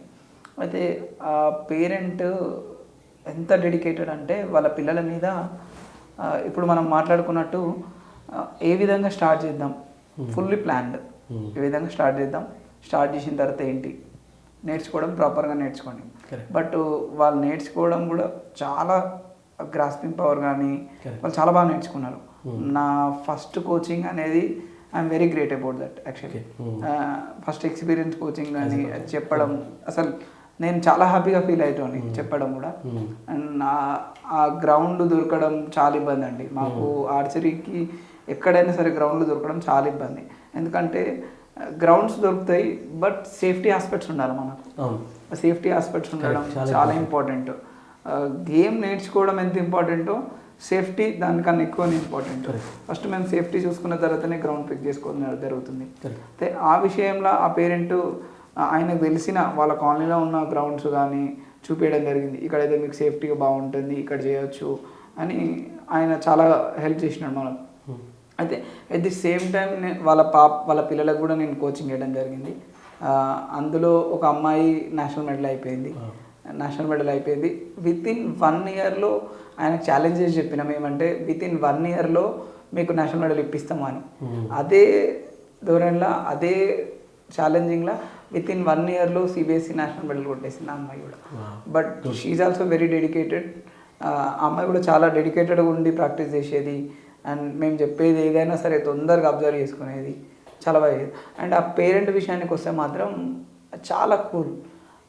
ఒక ప్లేయర్కి కావాల్సింది ఆయన అప్పుడే ఆలోచించింది ఏంటంటే ఒక ప్లేయర్కి మంచి చేయడం కన్నా ఒక కోచ్కి ఒక ఫెసిలిటీ ఇస్తే ఎంతోమంది ప్లేయర్స్ ఆయన కింద నేర్చుకొని వాళ్ళ భవిష్యత్తు సెట్ అవుతుంది కదా అని ఆలోచించి ఆ రోజు ఆ గ్రౌండ్ ఆయననే ఈ గ్రౌండ్ బాగుందండి తీసుకోండి ఇక్కడ చేయించండి అని సపోర్ట్ చేయడం జరిగింది. అండ్ నా లైఫ్లో మాత్రం అదొక మెమరబుల్ మూమెంట్, అది ఎప్పటికీ మర్చిపోము. చాలా కష్టం అందరికీ ఎట్లా నేను ఎంత పాజిటివ్గా పోయినానో ఆయన కూడా అంత పాజిటివ్గా నాకు హెల్ప్ చేయడం అనేది వెరీ గ్రేట్ అయిపోతాడు. ఎప్పుడు స్టార్ట్ చేశారు academy? 2016-17. So close to 8 years. అవునండి, 2 నెలల్లో డిసైడ్ అయిపోతుంది స్టార్ట్ చేసి. So that is really good. So ఇప్పుడు ఎక్కడుంది అకాడమీ? హైదరాబాద్లో ఈసీఎల్ ఐడియా ఉంది కదా, ఈసీఎల్ నుంచి రాధికా థియేటర్ నుంచి సాకేత్ వెళ్ళే రోడ్లో ఉందన్నమాట. Okay okay okay. సో ఇప్పుడు మీరు ప్లేయర్స్ జాయిన్ అవుతున్నప్పుడు కిడ్స్, ఎస్పెషల్లీ కిడ్స్ జాయిన్ అయిన తర్వాత ఏం చూస్తారు? ఇప్పుడు 8 years 7 yearsలో ఫస్ట్ ఇనీషియలీ ఆ టెక్నిక్ గురించి అంత చెప్పడం ఆ పిల్లలకి కొంచెం అంత ఈజీగా రాదు ఫస్ట్ నుంచి చెప్తే. సో మీరు ఐడెంటిఫై చేయడం ఫస్ట్ కిడ్స్ని, ఎస్పెషల్లీ ఆ ఏజ్ గ్రూప్, ఆ 6 to 10 ఏజ్ గ్రూప్ ఎలా మీరు యాజ్ అ కోచ్ మీరు పిల్లలు ఏం చూస్తారు? ఈ 7 years 8 years పిల్లలు అందరు ఎట్లుంటారంటే వాళ్ళకి ఏం తెలియదు అసలు ఈ టెక్నికల్ సైడ్. వాళ్ళకు ఇంట్రెస్ట్ ఏంటంటే ఆర్చరీ చూడగానే అవి టు షూట్ అన్నట్టు అనుకుంటారు. తొందరగా షూట్ చేయాలా, మిడిల్లో కొట్టాలి అని అదే ఆలోచనతో ఉంటారు పిల్లలు. వాళ్ళని ఏం చేస్తామంటే మేము మా దగ్గర తీసుకుంటాం. ఫస్ట్ పిల్లలు చాలా భయపడుతుంటారు దగ్గరానికి. పేరెంట్స్ కూడా అట్లా చెప్తూనే ఉంటారు, సార్ చెప్పింది నువ్వు వినాలా, వినకపోతే ఇట్లా కాదు అని చెప్తుంటారు. బట్ మేమేం చేస్తామంటే పిల్లల్ని దగ్గర తీసుకొని వాళ్ళకు ఒక ఫన్నీ స్టోరీస్ చెప్తుంటాం. నువ్వు అక్కడ సినిమా చూసావా, ఆ సినిమాలో ఎలా కొట్టిండ్రు, ఇలా కొట్టిర్రు సార్ అని పిల్లలు ఎక్స్ప్రెస్ చేస్తుంటారు. అండ్ దెన్ రీసెంట్గా వచ్చిన మూవీస్లలో ఏ సినిమా చూస్తే నీకు అందులో ఆర్చరీ చూసినావు అని అంటే, sir I so in the Baahubali shoots in 3 hours I know sir అని పిల్లలు ఎక్స్పోజ్ చేస్తుంటారు. ఆ ఎక్స్పోజ్ చేసడంలో కూడా పిల్లల వాళ్ళ ఇంట్రెస్ట్ ఎంత ఉందో చూస్తుంటాం. ఆ తర్వాత గేమ్ సైడ్కి ఎట్లా తీసుకొస్తామంటే పిల్లల్ని, అయితే నువ్వు అలా చేయాలంటే ఈ విధంగా నేర్చుకోవాలా, ఇట్లా పట్టుకోవాలా, బాహుబలి ఎలా పట్టుకుంటాడు ఇలా పట్టుకోవాలని అట్లా కన్వర్ట్ చేస్తుంటాం అనమాట. ఆ తర్వాత మెల్లగా పిల్లలకి రబ్బర్ ప్రాక్టీస్ చేస్తుంటాము, వాళ్ళ స్ట్రెంగ్త్ ఎంత ఉందో చెక్ చేస్తుంటాము. అండ్ డైలీ పిల్లలకి ఎంత స్ట్రెంగ్త్ ఇస్తున్నాం అనేది చూసుకుంటాము. తర్వాత బో ఇచ్చి ఆ బో లేపగలుగుతున్నాడా లేదా, అసలు ఆ బో హోల్డ్ చేయగలుగుతున్నాడా లేదా, అసలు ఆయనతో అవుతుందా కాదా అని చూస్తుంటాం అన్నమాట. ఆ తర్వాత పిల్లలు చాలా ఇంట్రెస్టెడ్ ఉంటారు. మేము చెప్తుంది ఒక విధంగా అయితే వేరే ప్లేయర్స్ని చూసి తొందరగా అన్నయ్య అలా చేస్తున్నాడు కదా, మేము ఇలా నేర్చుకుంటాం, మేము చేసేస్తాం సార్ అని తొందరగా వెళ్ళిపోతుంటారు అన్నమాట. బట్ వాళ్ళని అట్లా కంట్రోల్ చేసి ఇట్లా చేయాలి నాన్న, నీ ఆస్పెక్ట్ ఇది, unit to do like this, first ఇది చేసిన తర్వాతనే ఇది చేయాలని వాళ్ళకు నెక్స్ట్ లెవెల్కి మూవ్ చేస్తూ ఉంటాం అనమాట.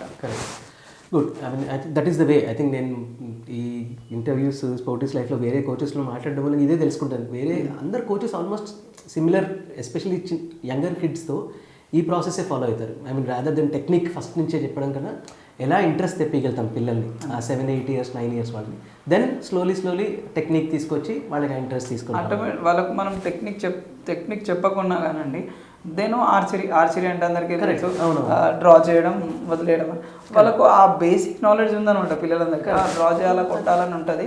బట్ అవే టెక్నికల్గా చేస్తే బాగుంటుంది అన్నట్టు దాన్ని టెక్నికల్ సైడ్ మూవ్ చేస్తుంటాం అనమాట. సో ఇప్పుడు చాలామంది ఆర్చరీ అనగానే ఫిట్నెస్ అక్కర్లేదు అనుకుంటాం, చూడడానికి ఏంటి నించొని మనం యారో కొడుతున్నాము అండ్ ఇయర్స్ ప్రాక్టీస్ చేస్తాము, అది ఎస్పెషలీ ఫోకస్ ఏంటి ఆ టెక్నికల్ ఆస్పెక్ట్ అని. But fitness, I mean usually అలా నించొని కొట్టాలన్నా కూడా there's lot of fitness which is required, physical fitness I'm talking about. So ఎంత ఇంపార్టెంట్ అంటారు ఫిజికల్ ఫిట్నెస్? యాక్చువల్లీ అందరు అనుకుంటారు, చూస్తే గేమ్ని చూస్తే అనుకుంటారు ఖచ్చితంగా హోల్డ్ చేసి లాగి రిలీజ్ చేయడమే కదా, ఇదేముంది, ఇది చాలా ఈజీ, సినిమాలలో చూసినట్టు కానీ బయట ఎక్కడ చూసినా కానీ ఇట్లా వెరీ ఈజీ, చూస్తే చాలా ఈజీగా అనిపిస్తుంది అండి. అంటే దీనికి ఫిజికల్ యాక్టివిటీ ఎట్లా అవసరం వస్తుంది అని అంటే మన హ్యాండ్ స్ట్రెంత్ కావాలి. ఫస్ట్ ఆఫ్ ఆల్ మన హ్యాండ్ స్ట్రెంత్ ఉండాలి, మన బాడీ స్టేబుల్గా ఉండాలి. మనం ఫస్ట్ ఆఫ్ ఆల్ పిల్లలకి ఏం చెప్తుంటామంటే cardiovascular endurance system develop చేస్తుంటాం. ఫస్ట్ ఆఫ్ ఆల్ వాళ్ళ బ్రీతింగ్ కంట్రోల్ చేస్తుంటాం. అండ్ దెన్ నెక్స్ట్ వచ్చేసి జాగింగ్ లాంటివి ఇవన్నీ అలవాటు చేస్తుంటాం పిల్లలకి. జాగింగ్ కానీ స్కిప్పింగ్ కానీ ఇవన్నీ అలవాటు చేస్తుంటాం. ఆ తర్వాత స్ట్రెంథింగ్ ట్రైనింగ్ ఉంటుంది. స్ట్రెంత్ ట్రైనింగ్ వచ్చేసి మన షోల్డర్స్కి కానీ ఆర్మ్స్కి కానీ కోర్ మజిల్ కూడా ఇంపాక్ట్ పడుతుంటుంది. కోర్ మజిల్స్, లెగ్స్ వీటన్నిటిని బిల్ట్ చేసుకుంటూ స్ట్రెంగ్త్ బిల్డ్ చేస్తాం పిల్లలకి. స్ట్రెంగ్త్ బిల్డ్ చేసిన తర్వాత ఈ స్ట్రెంగ్త్ దాంట్లోనే కొన్ని డ్రిల్స్ పెడుతుంటాం పిల్లలకి. దీంట్లోనే ఒక గేమ్స్ ఆడిపిస్తుంటాం స్ట్రెంగ్త్ బిల్డ్ కావడానికి. అండ్ ఛాలెంజింగ్ తీసుకుంటారు పిల్లలు. ఈరోజు నేను సపోజ్ లైక్ హోల్డింగ్ చేద్దాం, ప్లాంక్ హోల్డింగ్ చేస్తున్నాను అనుకోండి. ఈరోజు నేను 30 సెకండ్స్ చేస్తున్నా కదా, రేపు 40 సెకండ్స్ చేస్తా, తర్వాత 1 minute ట్రై చేస్తా అన్నట్టు పిల్లలు మేము చెప్పకముందే sir we did 30 seconds sir, will go for 40 seconds next day అన్నట్టు వాళ్ళే తీసుకుంటారు, దాన్ని తెలుసుకుంటారు. అండ్ లెగ్స్ స్క్వాట్స్ చేసేటప్పుడు ఈరోజు ఒక 20 చేసినారు అనుకోండి, సార్ రేపు చేస్తాం సార్, రేపు 50 చేద్దాం సార్, అండ్ దెన్ మన టార్గెట్ 100 సార్, మనం 100 వరకు రీచ్ అవ్వాలి, ఒకటేసారి నేను 100 చేయాలి అంటే అట్లా కాకుండా పిల్లల్ని డే బై డే ఇంప్రూవ్ చేసుకుంటుంటాం. వీక్లీ ట్వైస్ అట్లా మేము ఫిట్నెస్ క్లాసెస్ పెట్టి పిల్లలకి మోటివేట్ చేస్తుంటాం. అండ్ ఈ కార్డియోవాస్కులర్ ఎండ్యూరెన్స్ సిస్టమ్ కింద పిల్లలకు కొన్ని డ్రిల్స్ ఆడిపిస్తుంటాం. వాళ్ళు ఎప్పుడు ఇదే కదా అని అనుకోకుండా, వాళ్ళు బోర్ ఫీల్ అవ్వకుండా అట్లాంటి గేమ్స్ కూడా ఆడిపిస్తుంటారు. వాళ్ళు అప్పుడు దానికి కూడా ఈజీగా అడాప్ట్ అవుతుంది. సో ఫిజికల్ ఫిట్నెస్ వైజ్ అది చేపిస్తారు. But as in when the kids progress, ఇప్పుడు మీరు అండర్ 19 టోర్నమెంట్ ఆడతారు, 14 వచ్చేటప్పటికే నేషనల్స్ ఆడుతున్నారు. ఇప్పుడు 8th 9th 10th క్లాస్ తర్వాత యూనివర్సిటీస్ లెవెల్లో మళ్ళీ కాంపిటీషన్ పెరుగుతున్న కొద్దీ మీరు అన్నట్టు చాలామంది ఆడుతుంటారు, దే రియలైజ్ దట్ ప్రెషర్ వస్తుంది ఎంతైనా. So mental aspect, mental wellness of a player from age నుంచి మీరు ఇంపార్టెంట్ అంటారు అది? 12 to 13 years పిల్లలందరికీ ఈ మెంటల్ దాని మీద వర్క్ చేపిస్తున్నామండి ఆల్రెడీ. అంటే వాళ్ళకు అర్థమైపోతుంది అప్పుడే 11 years to 12 yearsలోనే. కొంతమంది పిల్లలు గ్రాస్పింగ్ తొందరగా ఉంటుంది, తొందరగా అర్థం చేసుకొని ఏదైతే మనం మెంటల్లీ క్లాస్ చెప్తున్నామో దాన్ని బాగా ఇంట్రెస్టెడ్గా తీసుకుంటారు. కొంతమంది పిల్లలకి కొంచెం తొందరగా అర్థం కాదు, బట్ అర్థం చేసుకుంటారు. బట్ టెక్నికల్ సైడ్ మీరు ఒక 10 మంది నిలబడితే టెక్నికల్ సైడ్ అందరు సేమ్ యాక్షన్ చేస్తుంటారు. బట్ ఈ మెంటల్ సైడ్ వచ్చేసరికి పిల్లలందరికీ కొంచెం డిస్ట్రాక్షన్ అయిపోతుంది. ఒకరి దగ్గర భయం ఉంటుంది, ఒకరి దగ్గర చాలా కాన్ఫిడెన్స్ ఉంటుంది, ఒకరి దగ్గర ఓవర్ కాన్ఫిడెన్స్, ఒకరి దగ్గర అసలు నాతో అవుతుందో కాదో అన్నట్టు ఆ భయం ఉంటుంది, ప్యానిక్స్ ఉంటాయి. అయితే వీటన్నిటిని ఓవర్కమ్ చేయడానికి మేము ఏం చేసుకుంటామంటే పిల్లలకి విజువలైజేషన్ మెయిన్ ఇంపార్టెంట్ అండి. ఫస్ట్ థింగ్ ఒక షాట్ని ఇమాజిన్ చేయడం. మనం ఫస్ట్ షాట్ని ఎట్లయితే కొట్టినామో ఆ షాట్ మీద విజువలైజ్ చేసి నెక్స్ట్ షాట్ని కూడా అదే విజువలైజ్ అండ్ కాన్ఫిడెంట్గా షూట్ చేయడానికి ఇమాజినరీ చెప్తుంటాం పిల్లలకి. అండ్ దెన్ నెక్స్ట్ వచ్చేసి పాజిటివ్ సెల్ఫ్ టాక్ అండి. పాజిటివ్ సెల్ఫ్ టాక్ వచ్చేసి పిల్లలు మనం ఏదైతే చేసినామో ఇప్పుడు దాని మీద పాజిటివ్ ఉండి నేను ఇలా చేశాను, ఈ రిలీజ్ ఇలా అయింది, దాని మీద అనాలిసిస్ చేస్తుంటారు. అయితే వాళ్ళ రిధం వాళ్ళకు సొంతంగా వస్తుందా లేదా అని వాళ్ళంతలో వాళ్ళు మాట్లాడుకుంటారు. అది కాన్ఫిడెంట్గా నేను ఇలా చేసినా కాబట్టి ఇట్లా పోయింది అని వాళ్ళు నెక్స్ట్ థింగ్ ఏంటంటే యాక్సెప్టెన్స్ అండి. షార్ట్ని చేసిన తర్వాత ఆ యాక్సెప్టెన్స్ రావాలి మనకి. అంటే ఫర్గట్ ద లాస్ట్ ఆరో, నెక్స్ట్ ఆరో విల్ కౌంట్. ఫస్ట్ ప్రజెంట్ ఏం చేస్తున్నాము అనే దాని మీద తీసుకొస్తాం పిల్లలకి. And breathing is a main important. కొంతమంది పిల్లలు కాంపిటీషన్ రాగానే మొహం మొత్తం చేంజ్ అయిపోతుంది, చెమటలు పట్టేసి బాగా బ్రీతింగ్ వస్తుంటుంది. అట్లాంటి టైంలో మేము పిల్లల దగ్గరికి వెళ్ళిపోయి నీతో అవుతుంది ఇవన్నీ కాన్ఫిడెన్స్, కొన్ని మోటివేషన్ స్టోరీస్ చెప్తుంటాము. ఈ బ్రీతింగ్ అంతా కంట్రోల్ కావడానికి కొంచెం బ్రీతింగ్ ఎక్సర్సైజ్ చేపించి గ్రౌండ్ అక్కడనే కొంచెం కూల్ డౌన్ చేస్తుంటాం. ప్రతిదీ ఆర్చరీలో ఏంటంటే ప్రెషర్ తీసుకొని చేయకుండా నీకు ఏమైతే గ్రౌండ్లో నేర్చుకున్నామో అదే కాంపిటీషన్లో చేయమని చెప్తుంటాం. అదే ఈ ప్రెషర్ ప్రాసెస్ ఏంటంటే కొంతమంది పిల్లలు షూట్ చేస్తూ ఉంటారు, కాంపిటీషన్కి వచ్చేసరికి అందరు షూట్ చేస్తుంటే కొంతమంది పిల్లలు షూట్ చేసి ఆరో ఇతని మంచివాడులే, ఆ పక్క అబ్బాయిది మంచి పడుతున్నాయి అనుకోండి, వాళ్ళవి చూసి అయ్యో నా సరిగా అవ్వట్లే, అయిపోయింది ఇక నా పని అని అనుకుంటారు. బట్ మేమేం చెప్తామంటే పిల్లలకి లాస్ట్ ఆరో వరకు, టిల్ కాంపిటీషన్ ఎండ్ అయ్యే వరకు, లాస్ట్ ఆరో వరకు నువ్వు ఫైట్ చేయాలి అని ఇట్లా ఈ లాస్ట్ ఆరో వరకు ఎట్లయితే ఫైట్ చేయాలనో వీటన్నిటి మీద పిల్లలకి ఒక స్టోరీస్ చెప్తుంటాం, మోటివేషన్ స్టోరీస్. అప్పటికప్పుడే పిల్లలకి ఇట్లా జరిగింది కాబట్టి మీరేం యాక్షన్ తీసుకోవాలని ఆ స్టోరీస్ గుర్తు చేస్తుంటాం. వాళ్ళు అప్పుడు బూస్ట్ అవుతుంటారు అని అనమాట. అండ్ లాస్ట్ టైం నేను కలకత్తా నేషనల్స్కి వెళ్ళినప్పుడు ఒక ఇన్సిడెంట్ జరిగింది సేమ్ యాజ్ మా ప్లేయర్ ఒక అబ్బాయి ప్రాక్టీస్ సెషన్ అయిపోయింది. ప్రాక్టీస్ సెషన్ మీన్స్ వాళ్ళు ట్రయల్స్ ఇస్తారనమాట, ఒక 2 rounds ట్రయల్స్ ఇచ్చేస్తారు. నెక్స్ట్ రౌండ్ నుంచి స్కోరింగ్ రౌండ్ స్టార్ట్. ఆ స్కోరింగ్ రౌండ్ స్టార్ట్ అయిపోయినప్పుడు ఏమైపోయిందంటే ఆ అబ్బాయికి ఆ వెదర్కి అప్పటి వరకు బాగుండి అంటే అబ్బాయికి చెప్తలేడు కానీ ఏదో ఉంది సంథింగ్ కడుపు నొప్పి అవుతుంది. స్కోరింగ్ రౌండ్ స్టార్ట్ అయ్యేసరికి ఆ అబ్బాయికి వామిటింగ్ సెషన్ స్టార్ట్ అయింది. వామిటింగ్ స్టార్ట్ అయిపోయింది. ఇక్కడ ఆరో షూట్ చేసినాడు, ఒక 2 arrows షూట్ చేసినాడు. 3rd arrow కొట్టాలంటే వామిటింగ్ వస్తుంది అంటున్నాడు. లక్కీలీ ఏంటంటే పక్కనే కొంచెం గ్యాప్ ఉంటుంది. ఈ అబ్బాయి ఫస్ట్ టార్గెట్ కాబట్టి పక్కకు కొంచెం స్పేస్ ఉంటుంది. ఆ స్పేస్లోకి వెళ్ళి ఒక ఆరో వదిలేసి అట్లనే వామిటింగ్ చేస్తూనే ఉన్నాడు. ఆల్ ఆఫ్ అ సడన్ అక్కడ ఉన్న అఫీషియల్స్ కానీ వాళ్ళందరూ చూసి మేమందరం కంగారు పడుకుంటూ అబ్బాయి దగ్గరికి వెళ్ళిపోవడము. అఫీషియల్స్కి తెలియకుండా ఫీల్డ్లోకి ఎంటర్ అవ్వద్దు అనమాట. అఫీషియల్స్కి ఒకసారి చెప్పి మేము కూడా అక్కడికి ఫీల్డ్లోకి ఎంటర్ అయ్యి వాట్ హ్యాపెన్ ఏం జరిగిందని చూసుకున్నాం. అప్పటికప్పుడు వాళ్ళందరూ అఫీషియల్స్ అందరూ వచ్చి ఆ అబ్బాయిని ప్రొటెస్ట్ చేయడం, ఎందుకు ఇలా జరుగుతుంది పాపం ఈ చిన్న అబ్బాయి చూస్తే 11-12 years అబ్బాయి అండర్ 14 కంప్లీట్ చేస్తున్నాడు. వామిటింగ్ అయింది. దెన్ ఆ వామిటింగ్ చేసిండు, మళ్ళీ వచ్చిండు, ఆ సింగిల్ ఆరో కూడా షూట్ చేసేసి పక్కకు వచ్చేసిండు. ఏం జరిగింది అనేసరికి నెక్స్ట్ రౌండ్ కూడా అదే రిపీట్ అయింది. ఏం జరిగింది అని అంటే సార్ వామిటింగ్ అవుతుంది నాకు, ఫుడ్ వల్లే వెదరు ఇబ్బంది అవుతుంది. ఇట్లాంటి సిచ్యువేషన్స్లో మేము ఏం చేస్తామంటే పిల్లలందరినీ మెంటలీ స్ట్రాంగ్ చేయాలి. ఇప్పుడు ఇంకా మనకి టెక్నికల్గా స్ట్రాంగ్ ఉన్నాడు, బట్ ఫిజికల్గా ఒక ఇబ్బంది అయ్యింది, బట్ మెంటలీ స్ట్రాంగ్ చేయాలి. అప్పటికప్పుడు అబ్బాయిని కూర్చోబెట్టి కొంచెం ఏవైనా డ్రింక్స్ ఇచ్చేసి డిహైడ్రేషన్ కాకుండా హైడ్రేషన్ డ్రింక్స్ ఇచ్చేసి అబ్బాయిని కూల్ డౌన్ చేసి నీతో అవుతుంది, మనం ఇక్కడి వరకు వచ్చినాం, నీ టెక్నిక్ బాగా అవుతుంది, బట్ నువ్వు ఇక్కడ ఫెయిల్ అవ్వద్దు, ఈ విషయంలో నువ్వు అసలు కాంప్రమైజ్ అవ్వద్దు, మన కమిట్మెంట్ అన్నట్టు ఒక ఛాలెంజింగ్ గోల్స్ చెప్పేసి అక్కడ ఒక చిన్న స్టోరీస్ చెప్పేసి పిల్లల్ని దాన్ని మూవ్ చేస్తుంటాం అనమాట. యాక్చువల్లీ ఆ అబ్బాయి అట్లా మూవ్ చేయడం వల్ల అబ్బాయి ఫస్ట్ ప్లేస్ రావాలి యాక్చువల్లీ.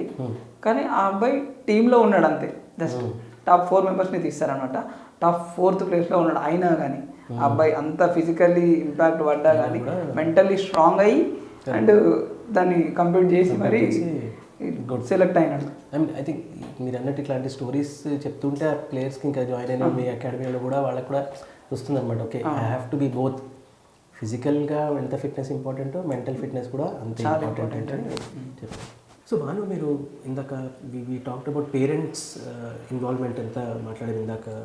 సో ఆ ఛాలెంజెస్ మీరు అకాడమీ ఓపెన్ చేసిన తర్వాత me any challenges you faced and how parent మీకు హెల్ప్ చేసి మీరు చేసేది మీరు చెప్పారు. సో ఆ ఎక్స్పీరియన్స్ ఎలా ఉండాలి? యాక్చువల్లీ పేరెంట్ హెల్ప్ అనేది నాకు ఒక ఫస్ట్ ఆఫ్ ఆల్ నేను అకాడమీ పెట్టడానికి కారణం ఒక పేరెంట్ హెల్ప్ చేసిండు. ఆ పేరెంట్ పేరు వచ్చేసి కృష్ణారెడ్డి అని, వాళ్ళ డాటర్ నేమ్ ఈజ్ వింధ్య అని. ఆ అమ్మాయి చాలా రోజులు మన దగ్గర ప్రాక్టీస్ చేసిరు, బట్ ఆ పేరెంట్ మాత్రం అనానమస్లీ హెల్ప్ చేసినాడు. గ్రౌండ్స్ కోసం అని హెల్ప్ చేసిన కదా ఆ పేరెంట్. అండ్ ఒక నా మీద మంచి ట్రస్ట్ అనమాట వాళ్ళకి. ఖచ్చితంగా బానుతో ఉంటే ఖచ్చితంగా ఏదైనా మంచి జరుగుతుంది, చేస్తాడు అని ఒక కమిట్మెంట్ పర్సన్ అని వాళ్ళకి తెలుసు. అండ్ అదే పనిగా నేను కూడా వాళ్ళకి రిజల్ట్ ఇవ్వడం కానీ మూవ్ చేసుకుంటూ వెళ్ళిపోయినాం. అండ్ ఒకసారి ఏమైందంటే ఒక చిన్న స్టోరీ, సాడ్ స్టోరీ ఇది. నేను అప్గ్రేడ్ కోసం ఎక్విప్మెంట్ తెప్పియాలి. ఇప్పుడు వాళ్ళ కూతురు ఎవరైతే ఉన్నారో వాళ్ళని అప్గ్రేడ్ చేయడానికి నేను ఎక్విప్మెంట్ తెప్పిద్దామని ప్లాన్ చేసినాం. పేరెంట్తో కూడా చెప్పినాం. అసలు ఆ పేరెంట్ గురించి చెప్పాలంటే నాతో ఏం అవసరం ఉంది బాను, వాట్ యూ వాంట్, అసలు వాట్ ఇస్ ద ప్లాన్, నీ ప్లాన్ ఏంటో చెప్పు, నీకేం కావాలో చెప్పు, తీసుకో, ఓకే అదే అనమాట. సార్ ఇట్లా కాంపిటీషన్ ఉంది సార్ అని చెప్పేసినాం అనుకోండి యూజువల్గా, give a flight tickets go, అంతే, పాపని తీసుకొని వెళ్ళిపో, నీకేమైనా అవసరం అంటే కాల్ చేయి, చూసుకుంటా, అట్లాంటి రకం అనమాట. ఇంకా అట్లా ఆ సార్ మూవ్ చేస్తూ ఉంటుండే, ఫుల్ సపోర్ట్ ఉండే వాళ్ళ పాపకు కానీ నాకు కానీ. సపోర్ట్ చేసే టైంలో ఈ ఎక్విప్మెంట్ కొనడానికి కూడా ఒక ఆపరేషన్ కోసం ఒక 1 lakh rupees నాకు ఇవ్వడం జరిగింది.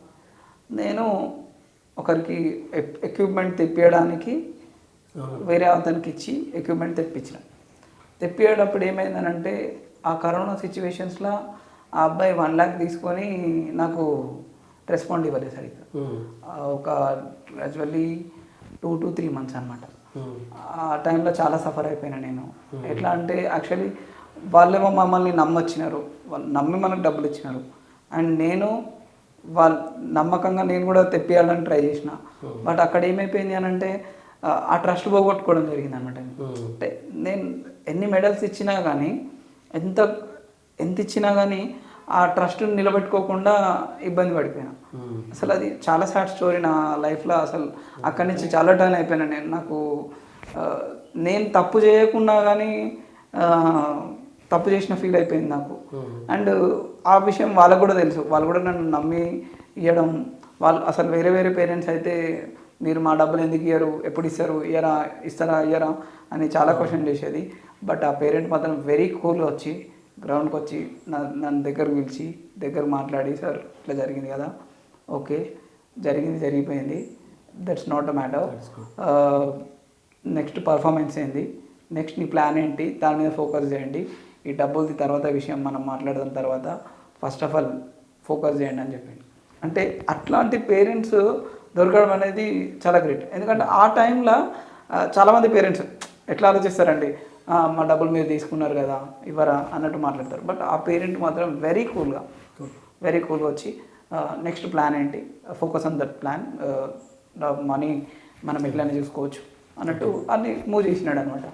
ఆ తర్వాత అమ్మాయిని వేరే గేమ్స్ ఆడిపియడం, ఉన్న ఎక్విప్మెంట్తోనే గేమ్స్ ఆడిపియడం, తర్వాత వేరే డీలర్ని అప్రోచ్ అయ్యి ఆ డీలర్ దగ్గర నుంచి ఎక్విప్మెంట్ తెప్పించి ప్లాన్ చేసి తనని మంచిగా ట్రైన్ చేసి పంపించడం జరిగింది.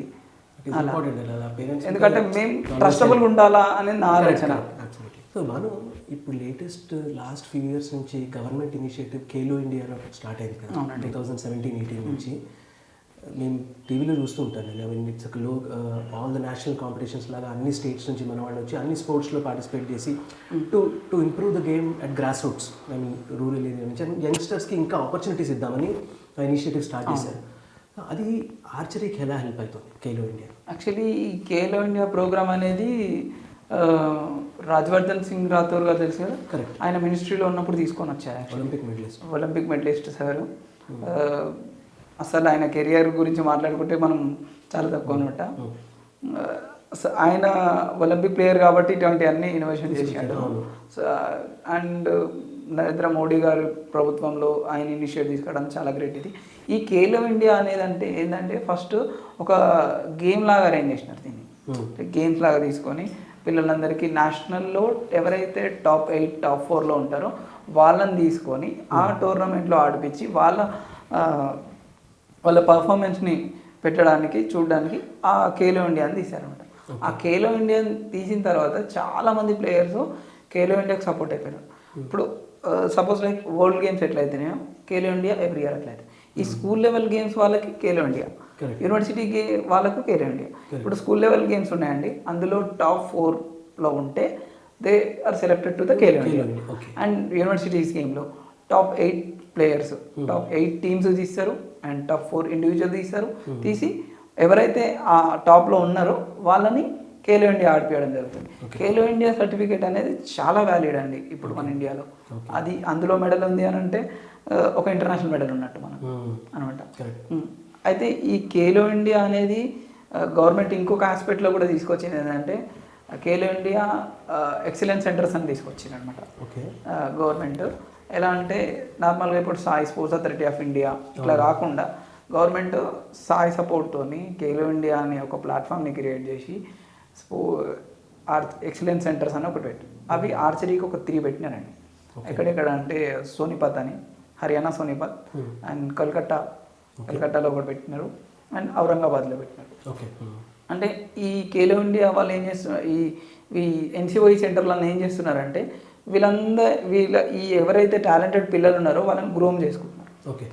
ఇది గ్రోమ్ చేసుకొని వాళ్ళకు కావాల్సిన ఫెసిలిటీస్ ఇచ్చి ఇప్పుడున్న దానికన్నా high facilities, high and equipment కానీ, ఎక్విప్మెంట్లో కాంప్రమైజ్ కావద్దు first of all, and physical health, physical fitness, mental health, వాళ్ళకి ఫిజియోస్ కానీ, డాక్టర్స్ కానీ, ఎవ్రీథింగ్, సైకాలజిస్ట్ కానీ మొత్తం వాళ్ళందరినీ గ్రోమ్ చేసుకొని పెట్టేసి ఈ పిల్లలకి ఏం అవసరం, ఎలాంటి డైట్ ఇవ్వాలి, డైట్ దగ్గర నుంచి ప్రాక్టీస్ సెషన్ మొత్తం కంప్లీట్ అయ్యేంత వరకు, జిమ్ ఎక్విప్మెంట్ కానీ ఎవ్రీథింగ్ అసలు ఏం కావాలి పిల్లలకి అనేది మొత్తం తీసుకొని వాళ్ళని పిల్లల్ని గ్రోమ్ చేయడం జరుగుతుంది. జరుగుతుంది. అయితే ఈ పిల్లలు గ్రోమ్ చేసుకుంటూ వీళ్ళు కూడా యూటిలైజ్ చేసుకుంటున్నారు. Actually one of my student కూడా నేను కూడా ఈ ఎక్సలెన్స్ సెంటర్కి పంపించడం జరిగింది. దీనికి సెలక్షన్స్ పెడతారు మళ్ళీ సపరేట్గా. సెలక్షన్స్ పెట్టి పిల్లలు ఫిజికల్ టెస్ట్ పెడతారు, టెక్నికల్గా ఆర్చరీ రేంజ్ పెడతారు, అండ్ దెన్ నెక్స్ట్ వచ్చేసి మెంటల్ టెస్ట్ కూడా పెడుతుంటారు. మెంటల్ టెస్ట్లో కూడా అన్ని టెస్టులన్నిట్లలో ఈక్వల్ మార్క్స్ వస్తేనే తీసుకుంటారు అనమాట వాళ్ళు. అది తీసుకున్న తర్వాత అక్కడ నుంచి పిల్లలకు ద నెక్స్ట్ స్టెప్ అనమాట. ఇంకా అసలు యాక్చువల్లీ మన దగ్గర నుండి ప్రాక్టీస్ చేసే పిల్లలకేమో మనం తొందరగా డైలీ 1.5 hours వచ్చి 2 hours వచ్చి ప్రాక్టీస్ చేస్తుంటారు. వాళ్ళు పొద్దున్న నుంచి సాయంత్రం వరకు ఆర్చరీ మీద రొటీన్ ఉంటుంది. They get the more medals అనమాట. ఇంకా ఇప్పుడు ఈ ఖేలో ఇండియా వచ్చినప్పటి నుంచి local association, Telangana archery association నుంచి మీకు సపోర్ట్ ఎలా ఉంది? I mean in terms of competitions కానీ లాస్ట్ ఫ్యూ ఇయర్స్లో మీరు ఆడేటప్పటికి ఇప్పటికీ ఆబ్వియస్లీ టోర్నమెంట్స్ పెరుగుంటాయి, ఆపర్చునిటీస్ కొన్ని పెరిగి ఉండాలని అనుకుంటున్నాను. సపోర్ట్ ఎలా ఉంటుంది అండ్ మీరు ఇంకేమైనా చేయొచ్చు అనుకుంటారా? ఇంకేమైనా ఇంప్రూవ్మెంట్స్ చేయొచ్చా ఆర్చరీ సైడ్ నుంచి చూస్తే? యాక్చువల్లీ అసోసియేషన్స్ అయితే చాలా బాగా హెల్ప్ చేస్తున్నాయండి. ఇప్పుడు మేము ఆడినప్పుడు కన్నా ఇప్పటికైతే అసలు చాలా డిఫరెన్స్ ఉంది. అసలు మేము ఆడినప్పుడు 1-2 గేమ్లు ఆడేవాళ్ళం మేము, కానీ ఇప్పుడైతే లాట్ ఆఫ్ గేమ్స్ కనిపిస్తున్నాయి మా పిల్లల్ని ఆడిపించడానికి మాకు. And first of all Under-9 కానీ Under-14 గేమ్స్ పెడుతున్నారు archery association of India. And then Khelo India games అని పెడుతున్నారు. అండ్ దెన్ ఉమెన్స్కి ఎంకరేజ్ చేయడానికి ఉమెన్ NRIT టోర్నమెంట్స్ అని పెడుతున్నారు. మళ్ళీ ఉమెన్ NRIT కాకుండా NRIT టోర్నమెంట్స్ అని ఉంటాయి, నేషనల్ ర్యాంకింగ్ ఆర్చరీ టోర్నమెంట్స్ అని పెడుతున్నారు. ఈ టోర్నమెంట్స్ అన్నీ ఎట్లా అంటే ఎవరైతే ఈ పర్టికులర్ నేషనల్స్లలో వాళ్ళ ఏజ్ కేటగిరీ నేషనల్స్ ఉంటాయి కదా, సబ్ జూనియర్, జూనియర్, సీనియర్, అందులో ఎవరైతే క్వాలిఫై స్కోర్ ఉంటుందన్నమాట, ఆ క్వాలిఫై స్కోర్ కొట్టిన వాళ్ళందరికీ ర్యాంకింగ్ టోర్నమెంట్స్కి ఎలిజిబుల్ ఇట్లాంటివి పెడుతున్నారు. అండ్ ఈ క్వాలిఫై స్కోర్ కొట్టడం వల్ల ఇంటర్నేషనల్ సెలక్షన్ ట్రయల్స్ అవుతుంటాయి అనమాట. ఈ సెలక్షన్ ట్రయల్స్లలో కూడా పిల్లలు ఎలిజిబుల్ అవుతున్నారు. దెన్ ఇప్పుడు suppose like Asian cup trials అవుతున్నాయి అనుకోండి, ఏషియా కప్ ట్రయల్స్కి క్వాలిఫై స్కోర్ కొట్టిన మన స్టూడెంట్ ఎవరైనా ఉన్నారంటే they go and participate there, feel free to participate. దీనికి అసోసియేషన్ చాలా హెల్ప్ చేస్తుంది అనమాట. సపోజ్ మా స్టూడెంట్ ఎవరైనా కొట్టినారు అనుకో, Bhanu your student is qualify score ఉంది, మీరు నెక్స్ట్ ఏషియన్ కప్ ట్రయల్స్ ఉన్నాయి, మీరు వెళ్ళి అక్కడ ట్రయల్ ఇవ్వచ్చు, యూ షుడ్ బి రెడీ, దానికి రెడీ అవ్వండి అన్నట్టు అసోసియేషన్ ముందు చెప్తుంది అనమాట మాకు కూడా. అండ్ వీళ్ళ ఎంట్రీ పంపించడానికి కూడా అసోసియేషన్ హెల్ప్ చేస్తుంది. ఈ ఖేలో ఇండియా గేమ్స్కి కానీ, నేషనల్ గేమ్స్కి కానీ, ఏషియా కప్ ట్రయల్స్ కానీ, ఇవన్నిటికీ తెలంగాణలో ఉన్న పిల్లలందరికీ తెలంగాణ అసోసియేషన్ ఫుల్లీ సపోర్ట్ చేసి పంపిస్తున్నారు. సో మీరు ఇన్ ద నెక్స్ట్ ఫ్యూ ఇయర్స్లో ఫ్రమ్ అ కోచ్ పర్స్పెక్టివ్, మీ ధనుర్విద్య ఆర్చరీ అకాడమీ పర్స్పెక్టివ్ ఏదైనా ఇంప్రూవ్మెంట్స్ చూద్దామంటారా? I mean association, local associations కానీ, లేకపోతే ఓవరాల్ ఇండియా స్పోర్ట్స్ వైజ్ ఆర్చరీలో ఏదైనా ఇంప్రూవ్మెంట్స్ చేయొచ్చు అంటారా? ఓవరాల్ స్పోర్ట్స్ వైజ్ ఇంకా ఫెసిలిటీస్ ఎలా కావాలంటే we need to improve the grounds అండి. First of all more grounds. First of all archery ground దొరకడం అంటే చాలా చాలా ఇబ్బంది అవుతుంది సిటీలో. ఎందుకంటే మెట్రోపాలిటన్ సిటీస్లలో అయితే చాలా కష్టం. స్కూల్స్ కూడా చేయట్లేదు ఆర్చరీ, వాళ్ళ కొన్ని అయితే ఆర్చరీ కొన్ని స్కూల్స్ ఎందుకు చేయట్లేదు అంటే వాళ్ళు కూడా కొంచెం భయపడుతున్నారు. ఇది సేఫ్టీయెస్ట్ స్పోర్ట్ కదా, వాళ్ళకి అంత ఇన్ఫ్రాస్ట్రక్చర్ ఉంటేనే పెట్టుకుంటున్నారు అన్నమాట అది. అండ్ ఈ గ్రౌండ్స్ ఇంప్రూవ్ చేయడానికి గవర్నమెంట్ సపోర్ట్ ఇస్తే బాగుంటుందని, అండ్ ఈ ఏవైతే కోచింగ్ ప్రోగ్రామ్స్ పెడుతున్నారు కదా కోచెస్కి, ఇవి కూడా ఇంకా లాట్ ఆఫ్ పెంచాలని. అండ్ ఎవరైతే పూర్ పిల్లలు ఉంటారో, అంటే మేము కూడా ఒక పూర్ స్థాయి నుంచి వచ్చినామే, మిడిల్ క్లాస్ నుంచి వచ్చిన వాళ్ళమే, బట్ ఒక అడ్వాన్స్ లెవెల్కి వచ్చిన తర్వాత ఏమవుతుందంటే అండి, ఖచ్చితంగా మన ఆరోస్ కానీ మన బోస్ కానీ చేంజ్ చేయాల్సి వస్తుంది. బట్ వెరీ కాస్ట్ ఉంటాయి, చాలా కాస్ట్ ఉంటాయి. ఆ టైంలో పర్ఫార్మెన్స్ ఇంక్రీజ్ కావాలంటే ఆ ఎక్విప్మెంట్ చేంజ్ చేయాల్సిందే. వాళ్ళకి హెల్ప్ చేయడానికి గవర్నమెంట్ ఏమైనా సపోర్ట్ చేస్తే మాత్రం ఐ థింక్ చాలా మంది ప్లేయర్స్ బయటకు వస్తారు ఇట్లా. అండ్ నెక్స్ట్ ఒలింపిక్స్లో కూడా మన తెలంగాణ నుంచి ఆడే ఛాన్సెస్ ఉన్నది ఇట్లా హెల్ప్ చేస్తే మాత్రం. కరెక్ట్ అండి.